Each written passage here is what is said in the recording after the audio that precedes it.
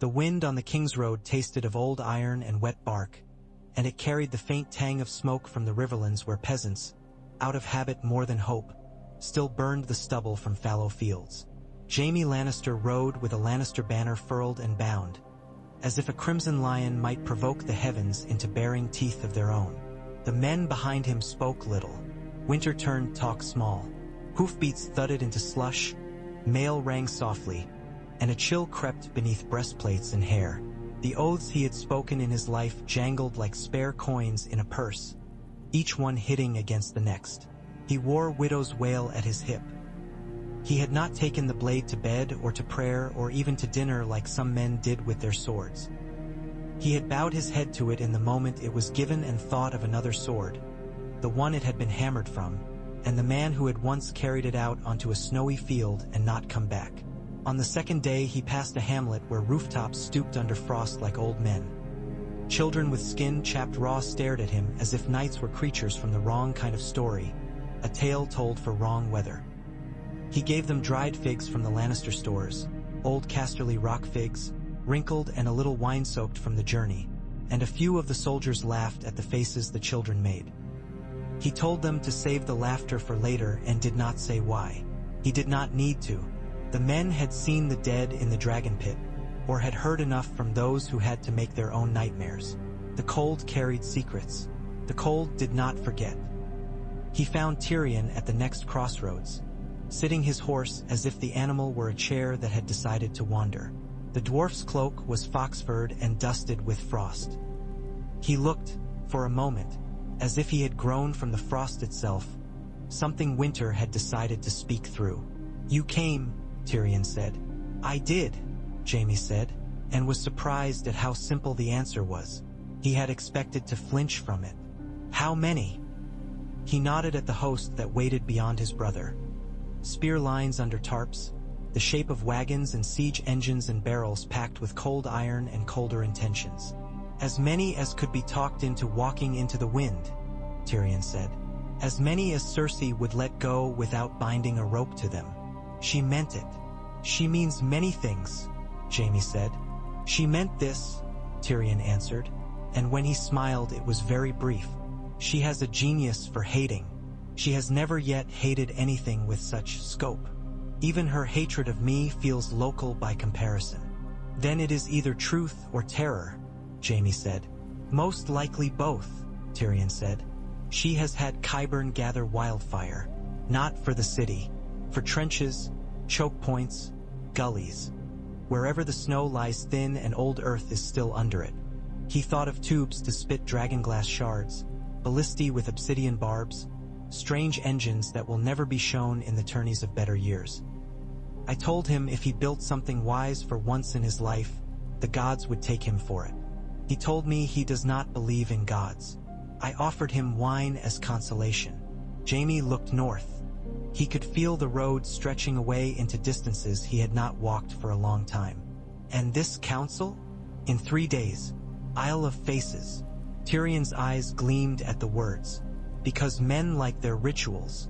Because if we are going to ask every lordling and high lady in the realm to put aside their old quarrels, they will want a tree to swear beneath. Preferably a very old one with ghosts in it." "All the houses?" Jaime said. "Enough of them to be called that," Tyrion said. "The ones with banners enough to matter. The ones whose names beggar men remember. There is a new Prince of Dorne, and he writes with a measured hand. Lord Hightower will stand for the Reach, with the red wines providing ships of such polish you could eat from them. The Vale will come in full armor and perfect order, because they always do. The Trident will come in pride and scowl, because they never stopped loving the river or their own anger. Yara Greyjoy brings her galleys to White Harbor without raiding the wharf, which tells you how odd an hour it is. Edmure Tully has been led blinking out of a tower. And the North is the North, and the North remembers while the rest of us squint and pretend." "And Cersei will come?" Jaime asked. Tyrion's grin was unlovely and honest. "Cersei will send, and every man and woman she sends will carve in their heads the tale that she sent them. That will be enough for now." They rode until the world took on the color of iron nails, and the sun, a pale hammered coin, slid behind winter-bruised clouds. At their bivouac, the men made little fires from dried dung and twisted roots, the smoke a bitter string that tied them to breathing. Jaime ate salt beef and stale bread with his soldiers and drank watered wine. When he lifted his eyes, he saw Tyrion watching him. "Say it," Jaime said. "I was thinking, brother," Tyrion said softly, "that we are very small creatures who have spent our lives telling stories about how great our banners are. And now the wind itself has a banner." Jaime laughed, and the laugh surprised him. "I always did prefer a difficult opponent." "I will drink to that," Tyrion said. North of them, Winterfell breathed fog out of its old stones. Sansa stood at the battlements until her cheeks and nose burned red, watching where the road should have been. Snow had made a feature of the land into a rumor. She had learned to count bread faster than she counted spears. She had learned to read the way men held their shoulders when they were about to give you an answer you did not want. She had learned, most of all, to speak when all your instincts told you to swallow words and save them for later. The gates slammed when the gusts were high. Everything slammed in this weather, the heart against the ribs, the thoughts against the skull, the past against the present. Arya came to stand beside her, light-footed even in heavy boots. The shadows gathered under her eyes like old ink, and she had the look of someone who had tasted too many forms of silence to be awed by another. "Ravens from White Harbor," Arya said. "Galleys sliding in under ice. Yara's prows cutting it like cake. Davos salt, and the Onion Knight smells of hope again." "Hope has a smell?" Sansa said. "Onions," Arya said. "Salt. Vetrope. Men who swear quickly and honestly." Sansa let herself smile. "And dragons. Dragons smell like burnt bone and hot stone. And wind," Arya said and turned her head. She always knew where the wind came from. They went to the God's Wood when the light thinned. Bran sat beneath the heart tree with his eyes closed, and for a moment Sansa felt a childish urge to call him back. The face carved into the weirwood had held so many looks for her. Comfort once, then dread when everything she knew began to seem like a false map, then anger when the gods gave no answers, then now, something like acceptance. Snow fed itself to his hair. Arya leaned against the trunk, her back to carved bark, as if borrowing strength from a time before men. "They are coming," Bran said, without opening his eyes. "But not yet. They are adding themselves where the tracks of the living still lie. They are learning that those tracks end." "Will they come to the wall?" Sansa asked. "The wall fell," Bran said, and his voice had that faraway echo, the sound of a corridor you can't see down. "They have come through. They will come to places we have always believed were buffer, and those places will find out that they were just names. Last Hearth, Torrens Square. They will pass by Deepwood Motte because the dead do not care about wood. They care about what walks through it." "What do they want?" Arya asked. "Not want," Bran said. "Want is a word for breathers. Purpose. They have purpose. They move in a line that looks like mind, and if you stand in the snow long enough, the snow will make a mind of you too." "Can they be stopped?" Sansa asked, and this time the question came out without her carefulness. She knew how to ration questions like food. This one she threw to the wind. "Yes," Bran said. "They can be stopped. If the living remembers what it has forgotten."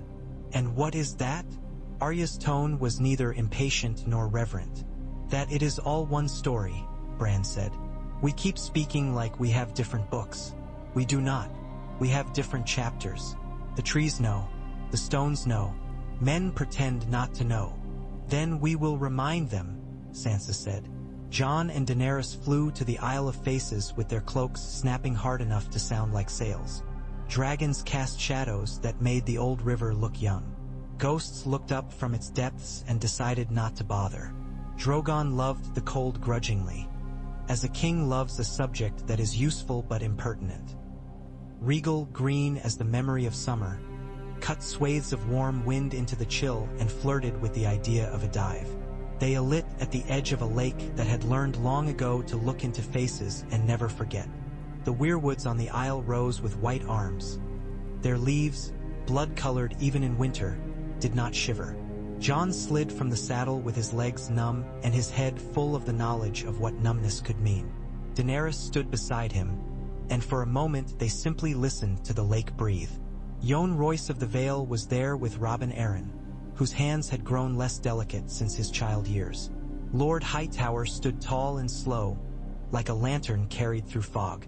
Ser Davos spoke to a man whose sandy beard made him look as if the Dornish sunlight had gotten lodged in his face.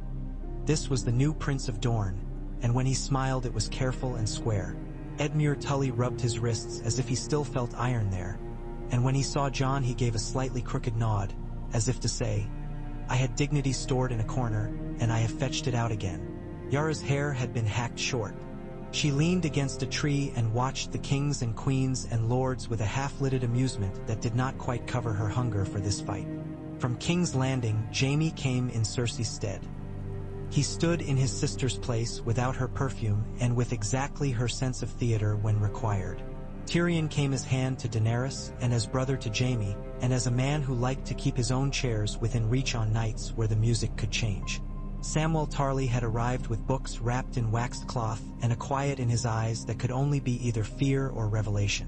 He had learned, on the road north, that they were very similar. Melisandre came like a shadow who had found a home. She wore gray instead of red and looked at no one and at everything. She took a place near the edge of the circle with a humility that had more iron in it than most pride. A ring of men moved aside and the green men stepped into view. If they were Tails, then the Tails had decided to go walking. They wore old bark and new moss and antlers, and their faces were painted with the memory of forests. When they spoke, the trees spoke with them. "This isle has always taken oaths," the tallest said, in a voice like a fire deep in a winter night. "Swear what you mean. Speak what you can keep. The lake will remember. The trees will not forgive." Daenerys stepped forward first, because she had won and lost and learned that delay often kept your crown safe but never kept your people warm. "I am Daenerys Stormborn of House Targaryen," she said, and the old words came with the old wind and somehow did not sound like a list but a promise she had made to herself on a night her brother called her names and the stars listened. "I am not here to name anything that belongs to me. I am here to name what belongs to everyone who has breath and blood. I will hold my claim until the enemy is ash. I will give no order that serves my crown if it does not serve the living. I will break the oaths of pride and keep the oaths of life." Jon stood beside her and, after a beat, spoke with the north in his throat. "I am Jon Snow," he said, and a smile moved across faces like a rumor. "I was born with that name. I have others. They matter less to me than the breathing of children who do not know yet what a throne looks like. I will serve the living while I have breath." Yohn Royce put a hand on Robin Arryn's shoulder, and the young lord stepped forward with an expression that was half stubbornness and half dignity. "The veil will fly," he said. "We will not hide behind our mountains while the world outside turns into a story we do not like. We will serve the plan agreed to here, and we will obey the commander's name to it, even if they were born with snow in their names or fire in their veins." The Hightower Lord's voice came like a heavy book laid on a table. "Old Town will lend what science we have, what letters we keep. We will bring grain, smiths, healers. The ships of the arbor will ferry. We will bend knee in this matter, and when it is done we will stand as we stood before, to argue politely with our neighbors and keep our lamps lit." The Prince of Dorne smiled that careful smile again. "Dorne knows heat," he said. "We will learn cold. We will bring spears and wineskins. We will bring women who have fought as long as they have sung. We will not kneel to snow or to your quarrels over chairs until the dead are broken." Edmure Tully cleared his throat. "The trident remembers kings drowning and rising," he said. "We will keep the fords and the mills and the markets. We will feed what can be fed and burn what should be burned. And we will keep in our minds that once this is done we will go back to being neighbors who argue over old fences and not enemies who burn them." Jaime took a slow breath. He could feel, even in this place of old trees and older eyes, the invisible string that tied him south. "House Lannister will fight in full," he said. "The gold we took from you will be spent on weapons for you. The men we took from you will stand next to you. I say this for my sister, the queen, and for myself, her brother. We will not break faith here. When the time comes to talk of thrones, we will talk as living men and women who have earned the right to talk." The green men nodded. The weirwoods did not move.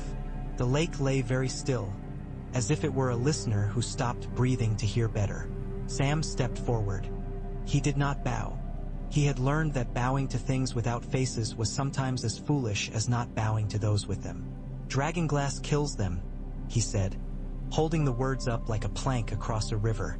"Valyrian steel kills them. There are runes and signs, old words carved into some of the oldest stones we have, that speak of circles and fire and a way to bind cold so that it cannot creep under doors. The children knew things like that. We still can." The wall was not only height, it was words. He looked at the green men. "I want your words. I want to set them in iron and draw them on hide and burn them into wood so the rank and file can remember them when their hands forget."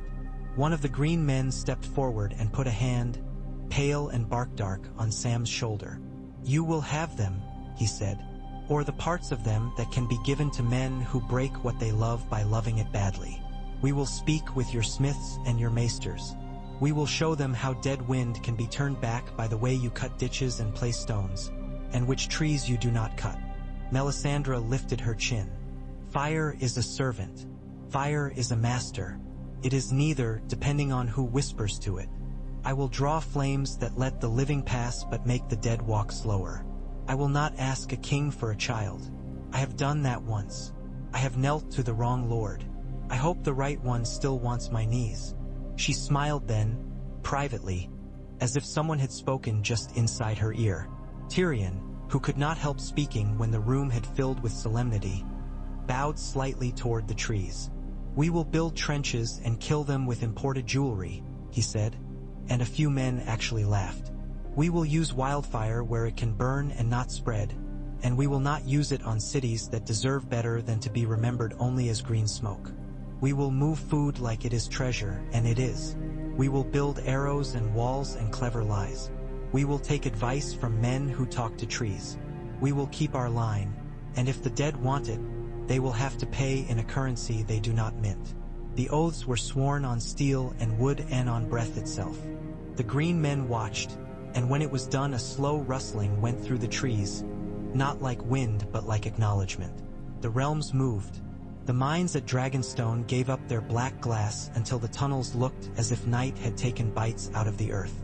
The forges in White Harbor glowed, the harbor itself clogged with masts like a forest that had learned to float. Gendry swung a hammer until his shoulders burned, his face bright with the joy of honest exhaustion. He hammered dragonglass into spearheads and arrowheads and knives. He bound it to steel so that men who cut meat with the wrong knife did not need to think to kill a nightmare. He watched as Hightower smiths learned the trick of heating obsidian slow, of trusting it to its own mind, of easing it into steel without cracking either. He ate stew with sailors from the arbor who talked about the vines on their trellises like men talk about daughters. He slept on sacks of wool and woke like a boy all at once. Qyburn, who had never been a boy even when he was one, set his engineers to bolt and screw. They built scorpions that spat bolts with obsidian cores, huge as the vanity of men who commissioned them. They made tubes that took the simple ugliness of fire and made it clever. You could set a hill ablaze without making a forest follow it. He explained things to Tyrion with an eagerness that would have been endearing if the subject had been bread ovens. "We will blow winter apart," he said. Tyrion poured him wine and said, "Yes, let's." Wildlings who had once looked at castles as walls built to stop them found themselves teaching makers of walls how to be cunning in snow. They dug trenches with curves at their ends so that men who ran backwards from fear ran into a friend instead of emptiness. They stacked stones in patterns that slowed a charge. They showed men who had never camped in snowdrifts how to sleep dry, how to eat food that fought you back, how to turn frostbite from a rumor into a discipline. Sansa rationed flour until she could see, blindfolded, the difference between a bag that would feed a company of 50 for 5 days and one that would feed them for 6. She made lists that made other lists. She refused anything in the name of pride that took bread from a woman with a baby on her hip. When men argued in her solar about glory and banners, she listened and then spoke in a voice that slid knives into their egos without drawing blood. "You will have your banners," she said. "I will have my bread." They learned to bow to that voice. Brienne walked the walls with steel on her shoulders and duty in her spine. She drilled boys beside men and held her tongue when they called her Sere, because it made them better. Podrick carried water and sang under his breath when the wind was kind. When he thought no one watched, he lifted Oathkeeper from where it lay and drew it an inch and looked at it not as a relic but as a promise. It looked back at him. Steel knew when it was held by someone who loved it. The dead came, first as rumor, then as tracks, then as a wind that howled without a throat. Last hearth fell. Torrhen Square sent a raven whose ink splotches looked like tears. Tormund Giantsbane slid down from the ruins of the wall with a handful of men made of scars and laughter. He slapped Jon on the shoulder in the courtyard of Winterfell hard enough to knock him half out of his boots. "We went to look at gods and found ice," he said. "Ice with eyes. But we ran faster than we tell our women we did. We killed some, not enough to tell stories about." Jon clapped him back, and it made him ache, and it made him grateful to be a creature that could still ache. "You'll have more to kill," he said. "I want food after," Tormund said. "And a woman who likes men who stink of dead things." "We will see what we can do," Jon said and thought. "If there is an after." They made their stand first in the forests near the White Knife. The dead came with the day whittled down to a splinter. Weirwood leaves rattled like bones. The first ranks appeared between tree trunks with the quiet of thieves. Then the sound grew, not a roar but a friction, the noise of snow being pushed by more snow. Men lowered their spears. Women knocked arrows. Jon's breath hung blue. The hound swallowed. Someone set a torch near him and he flinched, then set his jaw. Melisandre walked past him and murmured something that he pretended not to hear. The whites ran as if the ground itself hated them and wanted to throw them forward to be rid of them. The trenches were set right. The first line poured in and slowed, pushing the back ranks onto the points. The living stepped in and the living stepped back. Fire ran in lines that had been drawn carefully across the woods so that it ran nowhere else. The first wooden frames the dead threw into the trench burned and fell apart. The second made a clumsy bridge that broke under its own char. Then the commanders of the enemy, tall, pale, their helms like knives, came forward on foot and the temperature dropped like a hand clenching. They looked at the fire and at the patterns in the ground as if they saw writing there and did not like what it said. A horn on the right sounded. The Vale Knights, heavy and neat, came in on a flank axis, couched lances taking whites as if they were straw dummies. But straw did not bite back. Horses screamed. Royce's men learned, quickly, to stab down where the neck met the shoulder. The dead rose behind them when they fell unless the fire touched them first. It became a lesson taught in blood and corrected the same way. Brienne took her men into the place where the line bent. She fought like a door. She did not go forward more than she needed to, and she did not slip back. Oathkeeper came down and white bodies cracked like old glass. A White Walker stepped toward her with a smile that was not a smile. She felt the cold that came off him in her teeth. He drew a blade so thin it made the air look thicker by comparison. They met, red-black steel and the colorless blade, and for a moment the world was two sounds. The snap of frost and the pulse behind her ears. She caught him on the line where a shoulder meets a chest and drove him backward over the lip of a trench. Flames snagged him. He made a noise like old ice shoved into the sea and shattered with a jeweled hiss. Whites that had been moving with his mind fell like a theater curtain. On the left, Gendry's bolt throwers spat. Each released a grunt like a man lifting a barrel above his head. Obsidian cord bolts went through 3 bodies and lodged in a 4th. The barrels of dragonglass shards, placed cleverly so that they would burst into the path of the running dead, were set off. It was not elegant. It did not need to be. Men cheered. Men screamed. Men reloaded and muttered. Tyrion stood on a low rise with a spyglass and a ledger and a runner who had one arm. He looked ridiculous and rare and oddly martial. Night fell like a hand clapping over a mouth. The horns at the center blared twice and twice again, the signal to draw back by increments, to give ground and pretend you wanted to. The dead pushed. Jon pushed back. He had Longclaw in his hands, and the sword breathed steam as if it were its own animal. He felt He old anger at the way fights always became something stupid. You draw maps and make plans, and then someone falls and you step into their place, and the plan is a story you once liked but cannot finish. He looked in the spaces between the trees for that presence that he now knew as sharply as he knew cold water. The Night King, somewhere watching, learning. When the dragons came, the dead looked up like men at a play who realize the third act is alive. Drogon raked fire through the wood. Regal swooped low, and the heat peeled skin from bodies that did not care and still, somehow, changed the way they moved. The smell was a wet, sour melange that no one would ever forget entirely. In the distance, a second cold rose like a new moon. Viserion's scream cut into men the way a book can sometimes cut into a life. He poured blue flame through the tops of trees, making branches explode. Trunks fell like old sentences collapsing. He had become, if anything, more beautiful in his ruin. Daenerys's face under the dragon helm was stone and bone and a seam of hurt that no wind could cool. Jon banked Regal and felt a savage joy at the way the dead jerked like puppets in sudden heat. On a high rise where the snow had kept thin and the roots of an old pine made the earth tricky, Arya positioned the dozen she had been given. They were not the best. They were the men and women whose eyes did not blink at strange tasks and whose mouths did not start moving when they were afraid. She had set dragonglass pits where feet might land fast. She had sewn lines of sleet-slick stones. She had marked a path in her head that only she would risk if she had to run. When a White Walker came with his pair of attendants and a halo of cold, she breathed slow and moved toward him at a slant. The men with her threw javelins wrapped in damp cloth to make their arcs unpredictable. 2 struck. 1 broke. 1 stuck in a shoulder like a little insult.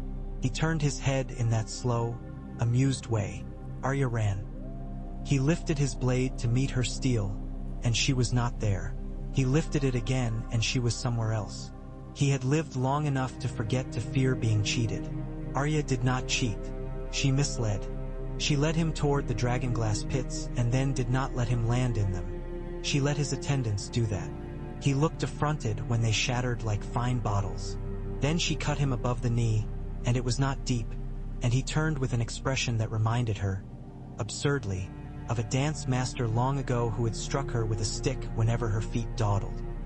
He struck at her head and she slid under it, her body remembering drills the way a hand remembers a lover's back, and drove her knife at the place beneath his collarbone. He was too fast. He caught her wrist. She turned her palm, dropped the knife, caught it with her other hand at the last instant. He did not understand the thing that makes men dangerous when they are small.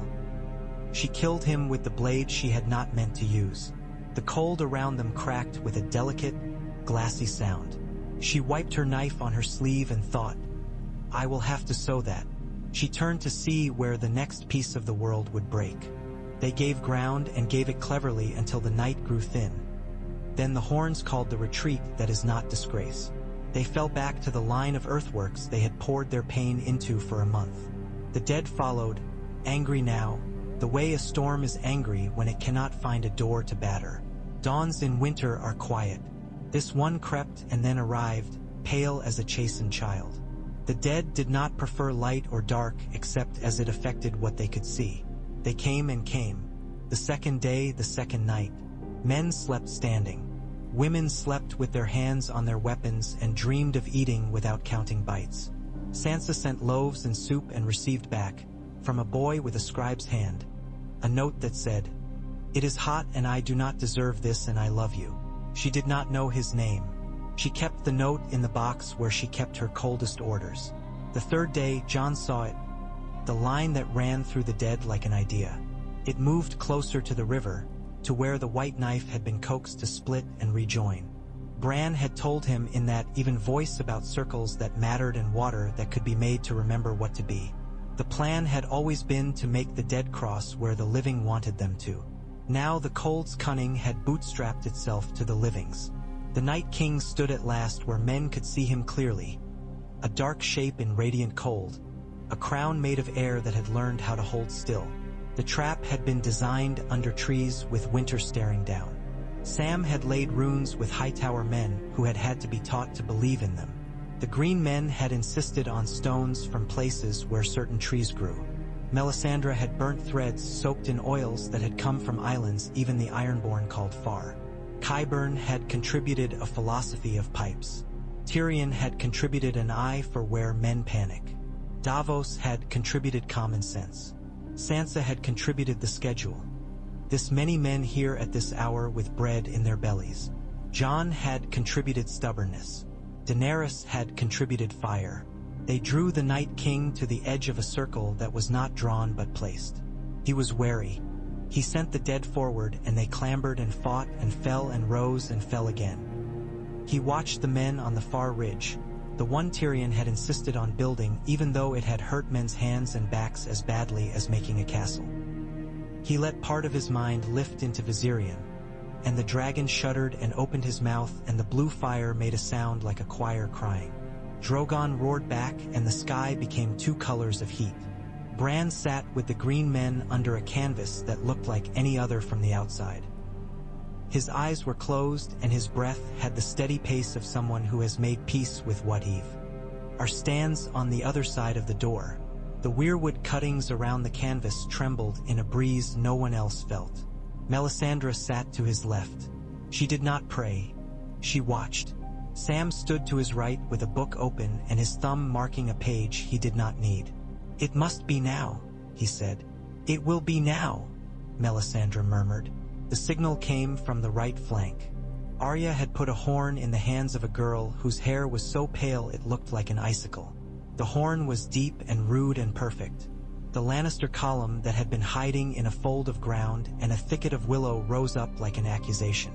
Jaime led, Widow's Wail high, Brienne at his side with Oathkeeper. Their charge hit the part of the line where a walker stood with too much confidence. His men fell in a cracked half-circle, and the White Walker stepped to meet this new insult. Brienne went low. Jaime went high.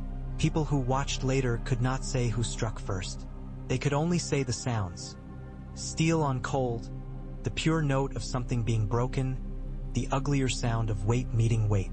The Walker tried to twist away from both. He was too practiced. He had spent too long winning.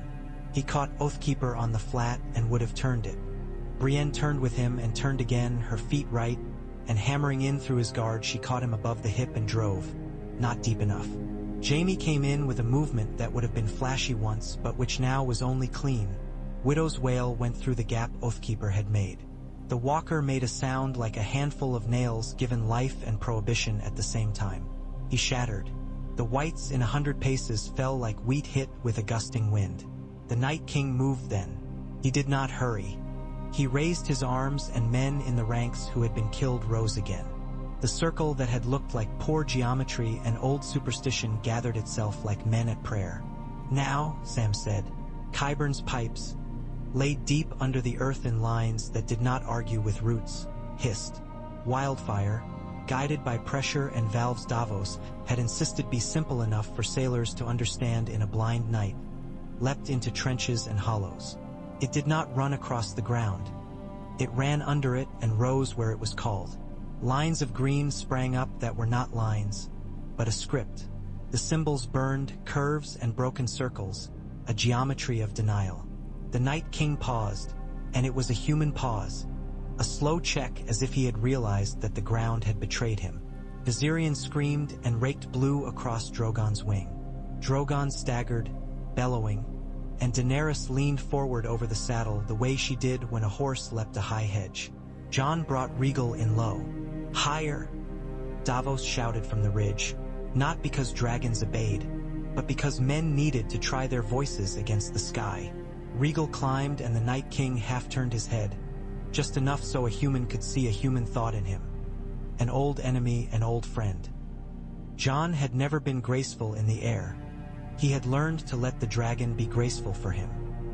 He came in at a line he had felt in his bones since he was a boy, with a wooden sword aiming for men he could not yet reach. Rhaegal's flame cut across the space the Night King had filled, and for a heartbeat, blue and red met and made white. The shock rolled across the field. Men fell.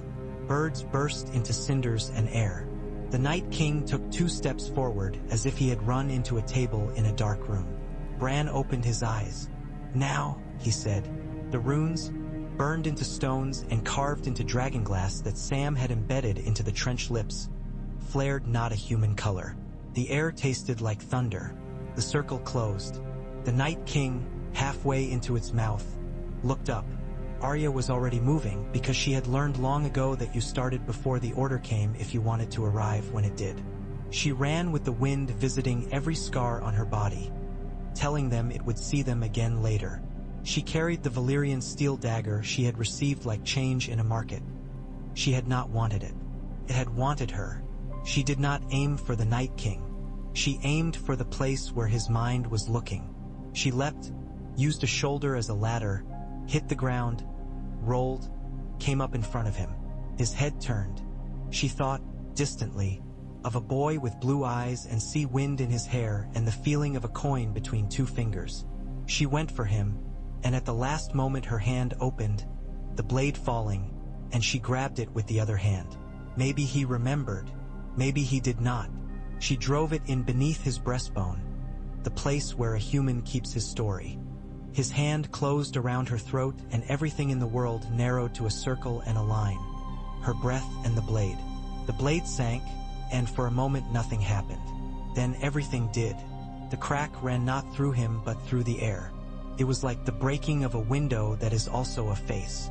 He made no sound. He was not a thing that cried. He was a thing that broke and announced breaking by being gone. Where he had stood, snow fell inward as if a deep bowl had been laid in the ground to receive it. The blue light fled the eyes of 10,000 bodies as if it had never wanted to be there. Whites collapsed soundlessly, like exhausted people giving up on a chore. The screaming stopped so abruptly that the silence was a sound of its own. Drogon flapped hard, steadying. Viserion, unsupported by a mind that had been forcing it to obey something other than fire and hunger, faltered, spiraled, and struck the field like a comet. He lay, vast and suddenly very young, and the blue went out of him in a quick sigh. Daenerys put her forehead to Drogon's scales and closed her eyes. Rhaegal hovered like a man who has found a word and lost his voice. Jon thought, not for the first time. Some victories are like falling into a chair that was not there. The living stood among the dead and waited for the dead to get back up. They did not. Men looked at one another with eyes reluctant to be spared from what they had been made ready for. Then the sound began, low, disbelieving, widening by degrees. It was not even a cheer at first. It was an exhale. Then it grew into something that remembered how to call joy. Men laughed. The ugly, exhausted laugh of carpenters whose roof has held through a storm. Arya sat down suddenly. The world tilted a little to the right and then found level. She touched her throat where the bruise would flower and thought, I will need a scarf. Jon went to her and said nothing because she did not need words. He put a hand on her hair and felt, for a moment, a grief like love that had forgot how not to be grief. The hound stood not far away, staring at his hands as if they had done something to him without permission.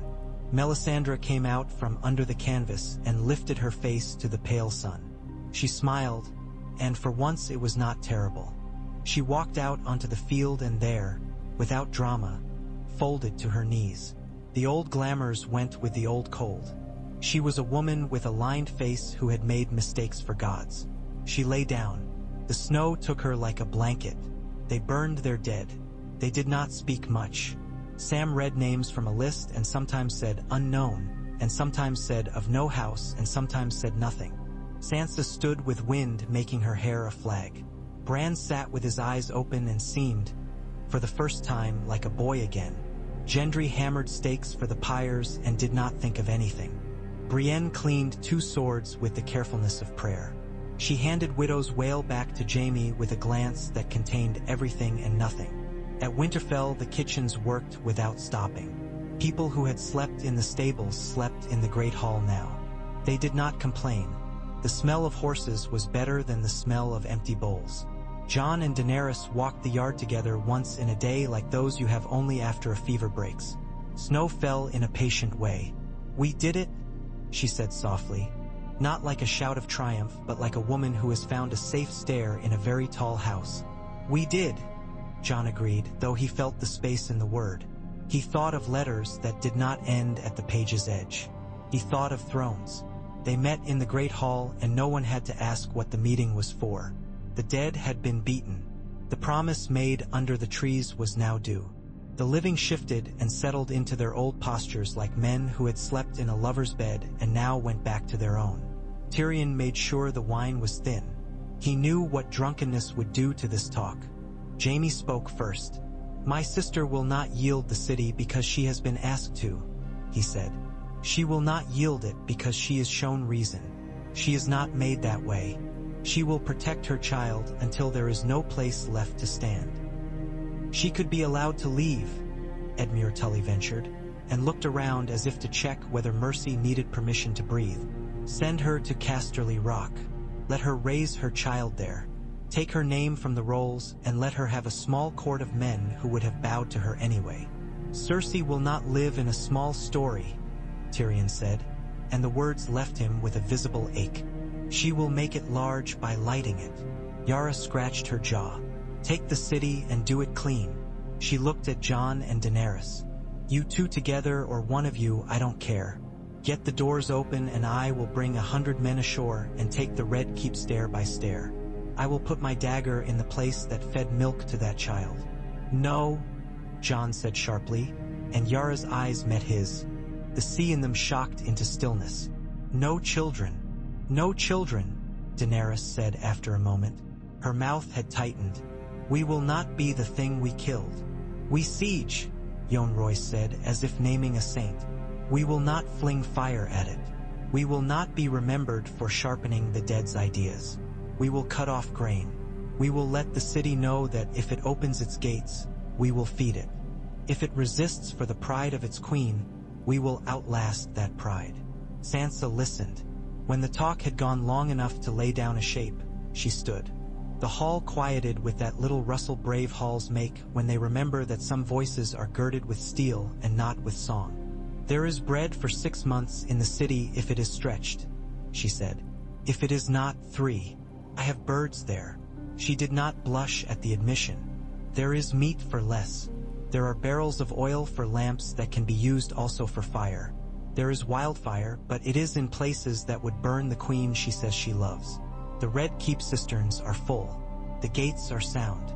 The sewers are old and clever. Qyburn has men at each choke point. The gold cloaks are numerous and paid. The City Watch has recently been told useful stories about your intentions. But the people are hungry for the first uncomplicated thing in years. I mean bread. If we feed them outside the walls, some will try to come out." "We let them," Davos said. "We feed them," Sansa said. "We let the city stand alone with its queen and those who would die with her. That number will dwindle when children cry. Hurry makes tyrants look noble. Patience makes them look what they are." Daenerys looked down the table. Her hands were quiet. She had learned the trick. When your hands are quiet, men think you have made your mind even if you have not. "We siege," she said. She looked at Jon. He nodded once. It began with a ring around the city, a ring of men and fires and discipline. It did not feel like war to the common people. At first it felt like the winter they had been waiting for, and then it felt like the slow scraping of a spoon in an empty bowl. The Iron Fleet lurked at Blackwater Bay like the sea itself had contracted into knives. Yara darted in the margins, harrying stores bound for the city like a cat swatting at mice. Lays from the arbor sailed not far off, their bright hulls trimmed like respectable elders in a court of madmen. Inside the city, Cersei wore black and looked out over the snow-soft roofs with an expression that said she had seen a trick and was considering it. Qyburn stood at her elbow like a polite habit she could not break. "Open the granaries," she said. "Not the ones under the hill, the outer ones. Give a 4th measure to each house." She knew the measures. She had learned because women who do not learn measures sometimes find themselves measured. She went that night to the room where Ilaria Sand lay chained and looked at her and did not speak, and the old hatred was, for once, a cool stone that did not burn her hand when she picked it up. She left the room and stood in a passage and watched the torches lick the air. Jaime came under a white flag and met a woman he did not know anymore and knew exactly. He had not seen her in the months of the war, and winter had made her a snow sculpture of herself. "Leave the city," he said. "Take the babe. Go to the rock. I will put a ship under you that even Yara will not see." "You always preferred to be romantic at the one moment it did not suit you," Cersei said. She had never learned to make her hands quiet. She let them show how ready she was to push something off a balcony. "I will not give it to her. Not to the girl with the dragons. Not to the bastard with the solemn mouth. Not to the little brother with a wine vat where his heart should be. It is mine. It is a story," he said. "It is not a wall you can lean against while you feed a child." She let the words pass through her. Then she did the tenderest thing he had seen her do since they had been children in a summer courtyard. She put her hand against his cheek, and her fingers slid under the strap that held his golden hand to his stump. And she raised it until he could not move it, and she kissed the metal as if that could make it flesh. "You always wanted to be good," she whispered. "What a strange perversity for a man like you." He put his forehead to hers. They stood like that for a quiet moment made of 1,000 old loud ones. "Open the gates," he said. She pulled back. "Go back to the cold," she said. "Tell your queen that the city is a mouth that will bite anyone who tries to feed it." The siege tightened. People came out in trickles and then in lines, under banners of cloth tied to sticks. Families holding hands like a chain that had to cross a river without losing a link. Soldiers searched them for daggers and for courage gone sour. Sansa came to the outer lines with baskets. She did not make a show of it. A woman handed her a child, and Sansa took it and gave it back with a blanket that had once been a tablecloth from a lord's hall. Tyrion had men at the beer kegs. He had learned that a cup with bread steadies the heart and keeps hands from stones. In the 5th week, the Golden Company rode into the city with their elephants that looked homesick for someplace they had never seen. Someone booed them, and the booing turned into a wordless song and then stopped when the gold cloaks cracked heads. The company looked like what it was: very expensive men with one idea and fewer ties. Davos watched them cross the bridge and then looked at the westering sky. "They took the gold we would have used on bakers," he told Tyrion. "They always do," Tyrion said. In the 7th week, a small riot at Cobbler's Square turned large when men with empty bellies discovered they still had hands. The City Watch fought their own neighbors and learned what it feels like to be watched while you eat. The riot broke against the steps of Baelor's September. Now rebuilt in an angular style no one loved, and everyone entered anyway because the old gods had grown quiet and the new ones had good candles. The mother looked down on the melee with a face that legends said had been taken from a queen who had died young. Cersei looked from a high window and set her jaw and said, "Send bread." And then, when she saw the bread being taken by men with knives, said, "Send the knives." Jaime crossed into the city under a flag of truce that was not granted but was not denied. Brienne went with him because sometimes you did not stay where you were safe even when that would be wise. They moved through streets that had grown skinny from hunger. People looked up at them with hope that had been taught to be suspicious. In the courtyard of the Red Keep, Qyburn waited with the courtesy of a teacher with chalk and a boy who has not learned his letters. "Your sister is in the throne room," he said. She wanted the light. They found Cersei under windows that had been scrubbed hard to find sun. She stood before the throne and looked for a moment like a woman trying on a dress she was not sure she still fit. "You are an idiot," she said to Jaime as if resuming a conversation. "You hand yourself to the enemy because you think your face will move them. You do not have the face for that anymore. You cannot burn the city," Jaime said. "Everyone tells me what I cannot do," she said. "It is like being an infant again, except no one is beautiful enough to be my mother." She looked at Brienne, and the old cruelty lifted its head and then, astonishingly, did not bare its teeth. You have taken the thing from me that mattered, and I do not mean the man. I mean the story he told himself about himself. You gave him something to strive for. I should hate you more. I cannot find the energy." "Come away," Brienne said quietly. Her voice was a blanket you lay over someone who was shivering. "Live." Cersei's laugh was pure. I tried that, she said. It was messy. She gestured at Qyburn. Show them, she said, as if she were asking him to bring slices of a tart. He led them down corridors that smelled of wax and stone and an old sweet stink. Wildfire.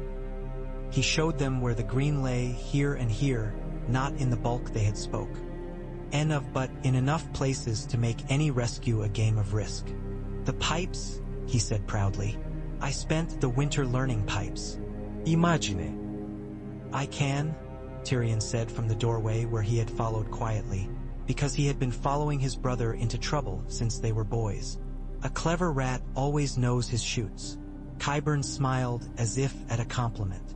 We can take the city without burning it, Tyrion said to Cersei. There are tunnels that do not belong to you. There are men in this city who remember other kings and other surrenders. Put down the crown and leave by the postern on the western wall. A ship will be there when the tide turns. It will bear you to a place where you can be a widow and a mother and a memory. Whose ship? Cersei asked. Your queen's? The bastards? Yara's? Mine? I do not trust boats I have not bought. Mine, Tyrion said. Mine and Davos's. It smells like onions and hope. She tilted her head. For a heartbeat, the dawn of a different world moved across her face like light moving across water. Then it passed. She turned away. Go, she said. Go before I make this decision for you and for your loved ones in a manner that will not be improved by poetry. They went. At the door, Jaime turned. Please, he said. It was the last word he had never expected to say to her. She did not answer. The gates opened on the 10th week not to soldiers but to women carrying children with their hands up, fingers spread, palms empty. Sansa's lines had been told to expect a trap. They expected it. The trap did not come. The women, seeing the bread within reach, did something strange. They began to cry in an organized way, like a choir. The men behind them did not surge. The city watch on the walls looked out over an emptying city and learned something new. That a wall does not hold people in, it holds conditions in. Once the conditions change, the wall holds air. Cersei made her last choice in a room that had seen too much. She sent for Qyburn. Light one, she said. Just one. A small one. Near the gate. Make them feel the old fear. He bowed and scurried and took 3 steps, and Brienne's sword came down very precisely and broke his spine. He toppled with the surprised expression of a man who has always thought surprise is for other people. Jaime did not move. He looked at Brienne, and something like sorrow and something like admiration crossed his face and found in it a place to sit. Thank you, he said. He walked to Cersei and held out his hand like a beggar. It ends, he said. Come.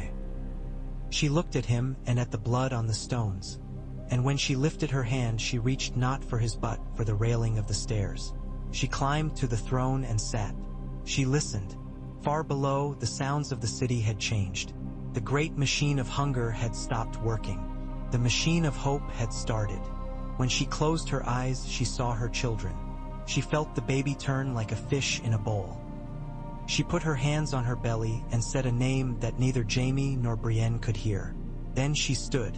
She came down the stairs with care. She put her hand in Jaime's, and it was the strangest thing those stones had seen. A queen who had decided to leave. The news spread like warmth. The gates opened and did not need to be kicked. Gray cloaks moved in. Red cloaks laid down arms.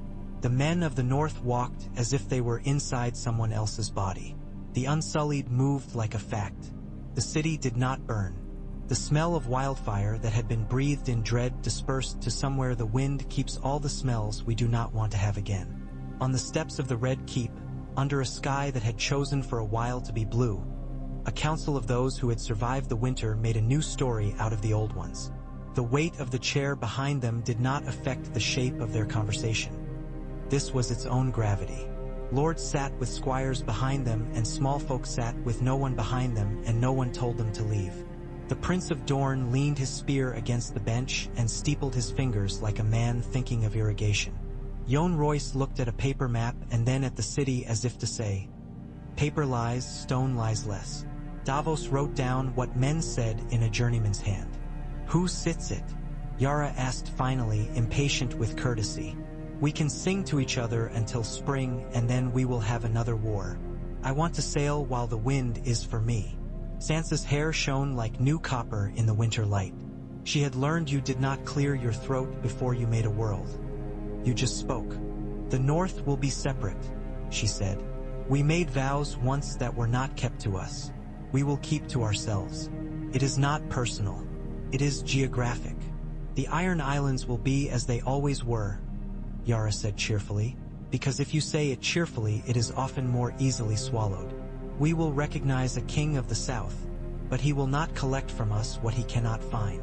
The Prince of Dorne smiled. Dorne remembers the first bargains it made, he said. We will stand in the circle, but we will not put our elbows on the table.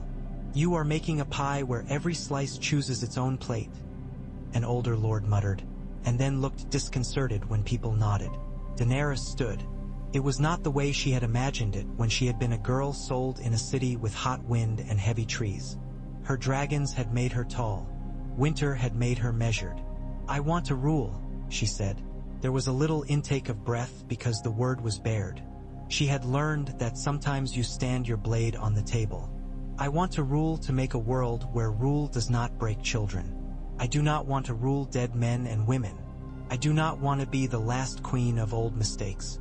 I will be chosen or I will not, but I will not take this by fire. I will not burn what I hope to keep. If you will not have me, choose another. But choose. Do not bleed the realm dry by waiting while your cousins harpen words and knives. Tyrion looked at her and then stood with the wry set of his mouth that meant his heart was shaking in his chest. Let us be braver than we are used to, he said to the benches. We have had kings by conquest and kings by birth and kings by accident and kings by stupidity. Let us have a king or a queen by decision. Choose, and if you find in 10 years that your choice was poor, choose again. Make a council of the nobles and the cities and the faith and the wild places and give them the right to choose. Place chains on the chair. Make it heavy in the right ways for once. And who now? Royce asked. He did not like theorizing when a saddle waited. Eyes moved like birds. Some landed on Jon. He shifted under the attention like a man with a shirt that did not sit right. He had never looked like a king to himself, which Reynard the Maester had once said was the best sign of kingliness and also the worst. He stood helplessly, saw the way the room strained, and shook his head. I will not, he said. I cannot be good at both saving the realm and owning it. I have no gift for owning things. I have a gift for giving them away. He looked at Daenerys, and whatever lay between them moved like an animal turning in sleep. She can do it. She will need your eyes on her. Keep them sharp. Keep bread counted. Keep words honest. But she can do it. The Prince of Dorne tapped the bench. Then let her, he said, with a protocol agreed, with letters sent to every hamlet that sells onions without weighing them properly. We will never be rid of tyrants, an old woman said from the small folk benches. But we can make it harder for them to grow. Put that in the charter, Tyrion said earnestly. They wrote it. They wrote it with hands that had learned other things and with ink that spilled when voices rose. It named a queen and also named councils and constraints. It named bread as a thing that belonged to no lord. It named roads as veins and said no one could clog them for sport. It named the Night King without naming him and said, we will not make a thing like this with our own laws. It named a north that stood beside a south like siblings who had stopped hurting one another daily and would likely still do it on feast days. It named salt and sun and mountains and the cold between, and it said that these things could be argued over without turning to ash. Daenerys was crowned not under the ceiling of the throne room, which had learned a taste for calamity, but on the steps before the Red Keep. She wore no great weight of metal. Drogon and Rhaegal wheeled once and then left. She spoke briefly. She did not call herself Breaker or Mother or Unburnt. She called herself a steward for a time that would outlast her. She named Tyrion as her hand with a glance that carried history and hope. She named Davos as master of ships and said the word ships with a savor that made Yara grin. She named Grey Worm general and did not weep until she was alone, and then she did, very quietly, with her hands quiet in her lap. Sansa went north with a train that looked, for a day, like a royal procession, and then, as the miles stacked like an accounting, she arrived at Winterfell under skies that had remembered how to be blue for more than an hour at a time. The Weirwoods gave nothing and kept everything, as always. She was hailed queen and did not wear her crown in bed. She kept it on a table and sometimes looked at it the way a woman looks at a loaf and thinks, "How many mouths, how many days?" Jaime remained in King's Landing for a season. He spoke to stonemasons and to brothers of the Kingsguard and to boys who wanted to be both. He walked the city without a cloak twice and was recognized.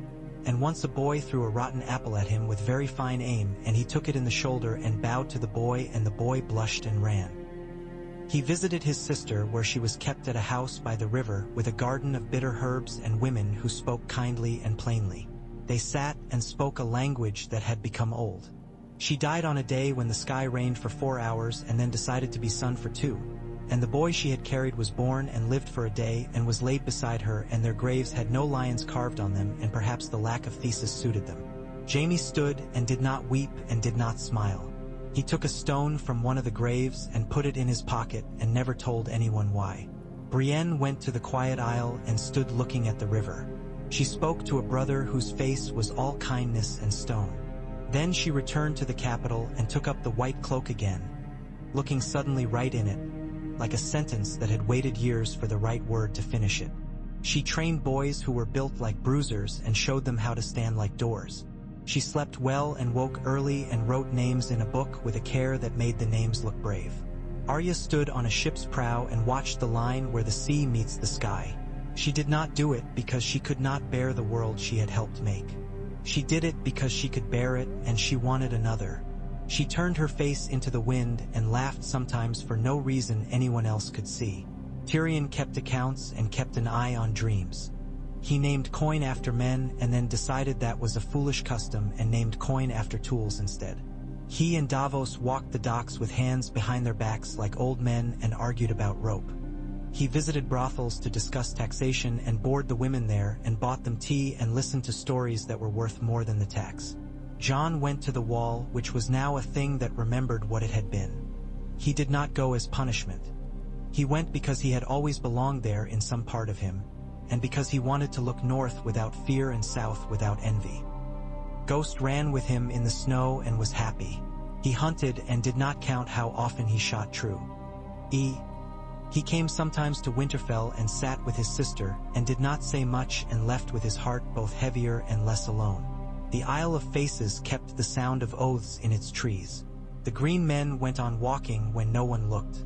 In a city by a river, schoolboys and girls recited the charter in sing-song and rolled their eyes and then used it as if it had always been there. High gardens set out new vines. Old Town argued agreeably about which candle to light when and where. White Harbor lasted. Casterly Rock stood and might someday fill with voices that laughed without cruelty. Sunspear looked to the sea again and found familiar winds. Pike's halls were cleansed of a certain kind of echo. Winter loosened its fingers. The first thaw came like a smile the face had thought it had forgotten how to make. There were dead under the ground who had died with intention and dead under the ground who had died for nothing, and both made good earth. Men made bread and did not carry it under their cloaks to hide it. Women sang while they span and found that they were not humming to translate fear but to call children to supper. Dragons flew, 2 of them, casting long shadows that sometimes sent men to cover and sometimes made them look up and grin. In the far north, beyond any wall, there were grasses that had learned to be green again and ice that had learned to be other things. In the south, the orange groves shook off a sleep they had not asked for. On an island in a lake that had given men back their faces, the Weirwoods stood and watched and did not judge. The realm lived. It argued. It kept its oaths badly and then tried again. The great houses, having united their banners when the wind called for that, now flew them in calmer air and resisted the urge to bite the hands of their neighbors except when they forgot themselves and were gently or forcibly reminded. When children asked their elders about the winter, the elders said, "We were small in the face of it. We were big enough together." And when the children asked who sat the throne before the person who sits it now, the elders smiled tired, fond smiles and said, "Ah, that is an old story, and it has dragons in it and also bread."